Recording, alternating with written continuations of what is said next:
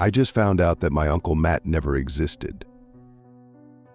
My family and I have been going through a very strange experience over the last couple of months. It's hard to even put into words or explain what is going on. I guess I can just start off from where it all started to feel off. A few months back, my family had a big get-together. My parents both have 2 siblings. They all got married and had some kids. Well, all of them except Uncle Matt. He never got married or had kids. That means I have 10 cousins. My aunts and uncles all live within 2 hours of us, so we've all grown up together. That being said, we don't normally have all my aunts and uncles in a house at once. This was a rare occasion to have a family meal when they were all free. I will not be naming every single family member in this post because that seems like a lot of information, and honestly, you've already gotten more information about my family than you ever wanted. But I promise this context is important. Okay, enough with my babbling. Let's talk about what happened that weird night. My parents and I went over to my Aunt Margot and Uncle Ken's house for a barbecue in the backyard. The backyard felt loud and chaotic. I tried to stay out of the way and get the night over with. I was honestly just there for the free food. We were all sitting down at a big table outside. I was so focused on making sure none of the napkins went flying in the wind I wasn't listening to the conversation. My Aunt Margot came over to the table with a plate of really burnt hot dogs. My mom immediately started to laugh at the sight of them. How on earth do you guys always do that to food? The Jensens need to leave the cooking to the Millers, my mom said with a sarcastic giggle. Uncle Ken looked at her confused. What are you on about, Liz? Uncle Ken snapped back. I mean, Margot burnt the hot dogs and Matt always burns food when he cooks. Remember, we had to ban him for months from cooking because we had to order takeout like 3 times in a row. Everyone at the table laughed, recalling their memories. Sighs of recollection bounced back and forth from person to person when my dad spoke up in Aunt Margot's defense. Honey, what are you talking about? Matt is your brother. I really shouldn't have to remind you of that. My mom rolled her eyes in response to my dad. I spoke up because I was suddenly confused about which side of the family Uncle Matt was actually on. You would think I would naturally just know that, but all my aunts and uncles act like siblings and call each other their siblings. My grandparents often refer to their son and daughter-in-laws as just their kids, so it isn't something I always think about. Wait, I'm confused. Whose side is Uncle Matt on? What is the joke? I don't get it. I asked, but was only met with a laugh from all the parents at the table. I finally got an answer from my mom following the silence of the joke that somehow went over my head. Don't be silly, baby. Matt is your dad's brother. As the words left her mouth, half the table looked confused. Liz, what are you talking about? He is on your side. He is a Miller, my Aunt Margot said as she scraped off the burnt edges of her hot dog. Okay, now I'm with Amanda. I don't get the joke, my mom said while looking at me with narrow, inquisitive eyes and then at the rest of the group. Wait, everyone slow down, Aunt June said, speaking up for probably the first time in the night. This is dumb. Matt is not Liz and I's brother. He has to be on the Jensen side of the family. I sat at the table watching my family in silence. All eyes darted back and forth. They stopped laughing and were all just scratching their heads. After a few minutes, my mom got out her phone. She found an old family photo from when she was a kid. In the photo were her, my grandparents, my Uncle Paul, and my Aunt June. Nothing out of the ordinary. After looking at the picture, Aunt Margot got out her phone and looked for an old childhood photo. Aha! Found one. she stated as she showed off the photo on her phone. Yet again, the photo was normal. It had my grandparents, my dad, Aunt Margot, and Aunt Susan. The next hour consisted of both sides of the family going back and forth showing photos. None of them with Uncle Matt in them. I had a few of my cousins there, but they all lost interest once they ate. I, on the other hand, couldn't be pulled away. I was engrossed in learning where the heck Uncle Matt came from. They kept talking back and forth. They figured maybe he wasn't anyone's sibling. Maybe he was related by marriage or a second cousin twice removed that I just called Uncle Matt because that was the easiest thing to call him. We all have a relative like that, right? I know an easy solution you might be thinking of is to just call him up. That's also what I said, but he was working and they didn't want to interrupt him. But guess what? I needed answers, so I decided to call him. However, when I looked at my phone, I couldn't find him in my contacts. I looked through it multiple times. I remembered texting him about something a few days back, so he should have been in my text history.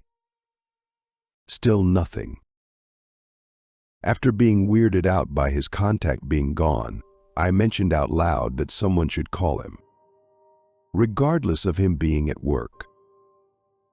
No one agreed with me, but once I told them his contact was missing from my phone, they all got curious and looked to see if he was missing for them too. We were all in shock to find him missing from all our phones. The family started to dig through their camera rolls and any digital libraries they had to try and find any photo of him. Uncle Andrew thought he had a photo of the back of him, but we soon found that we all remembered him looking differently. Uncle Andrew showed a picture of the back of a bald man who looked pretty tall. Aunt June called him crazy and recalled him having long curly red hair. It wasn't like we hadn't seen him in a year or that he was some kind of distant memory. I saw the guy last week. He came over to my house to help me with some homework, and I can tell you he didn't have red hair or no hair at all. He was, well, I can't remember what he looked like now that I think about it. It was safe to say we were all creeped out. As the sun went down and it got chilly out, the group moved inside. Normally, this is when everyone would go home, but I saw Aunt Margot start a pot of coffee. It was going to be a long night. The air was tense and full of unease. None of the adults wanted to go home until they had answers.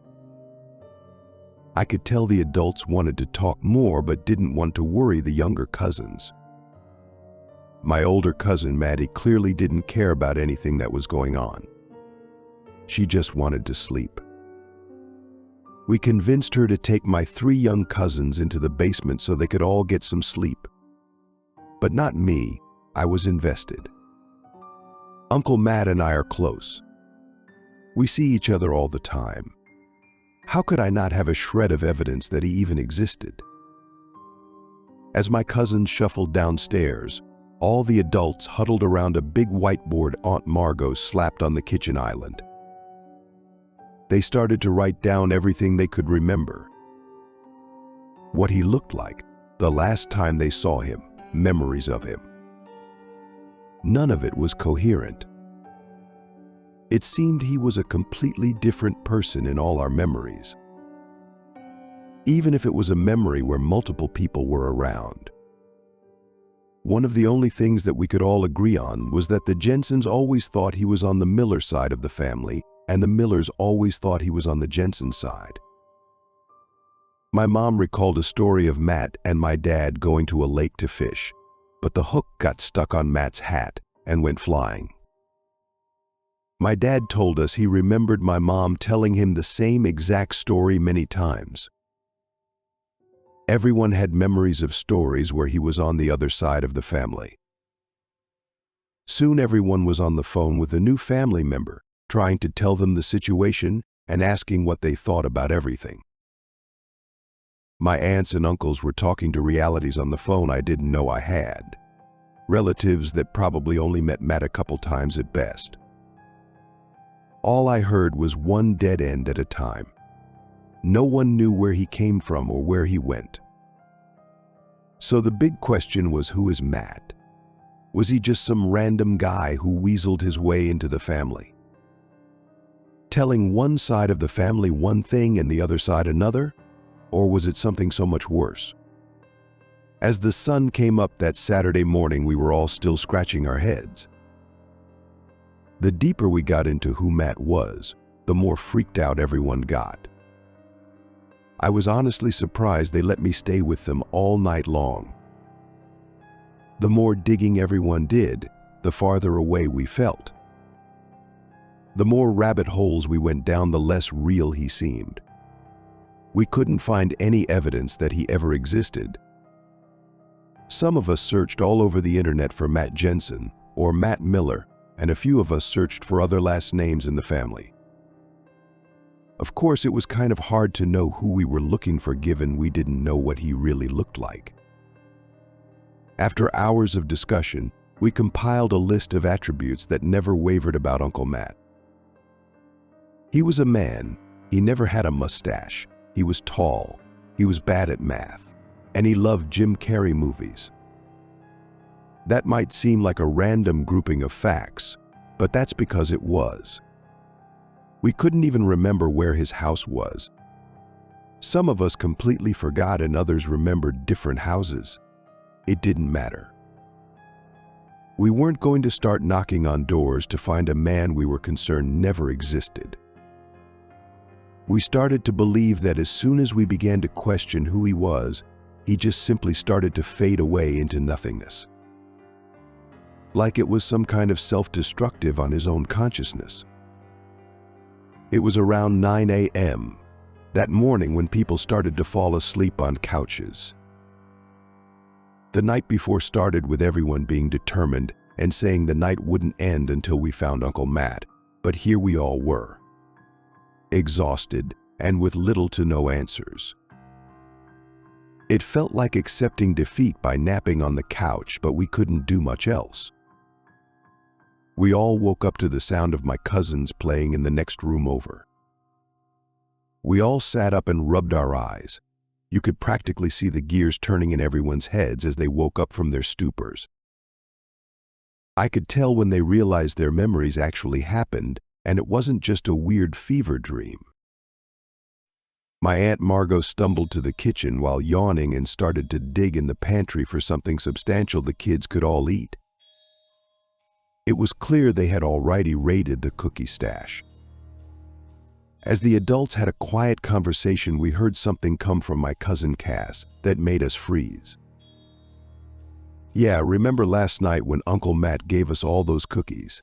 It was so much fun, my small cousin said with a hop and a skip. Wait, Cass, get over here and say that again. My Uncle Andrew yelled in an attempt to sound intimidating but came out with a voice crack. Cass walked over to us looking like a confused puppy who just got yelled at. What did I do wrong, Uncle Andrew? I thought if Uncle Matt offered us cookies, I could have them. Cass, you are not in trouble. This is very important. Are you telling me Uncle Matt was with you guys last night? Uncle Andrew tried to say in a gentle tone to not scare Cass.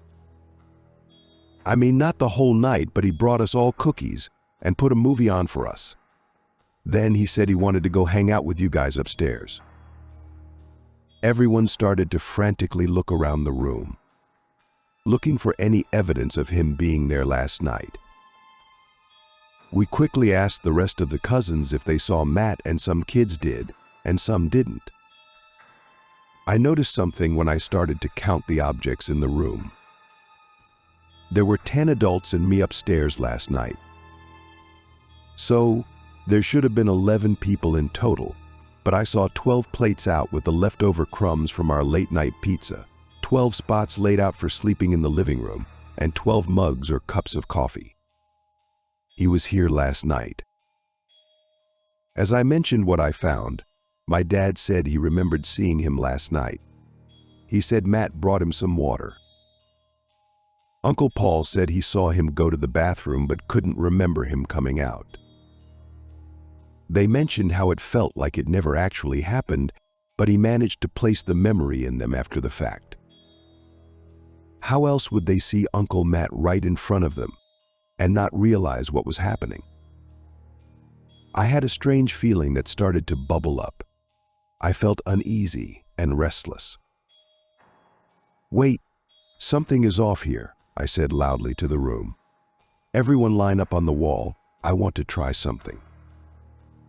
For a second, they all looked at me confused. They normally wouldn't let me boss them around like that, but they were desperate and tired. All the adults lined up against the wall.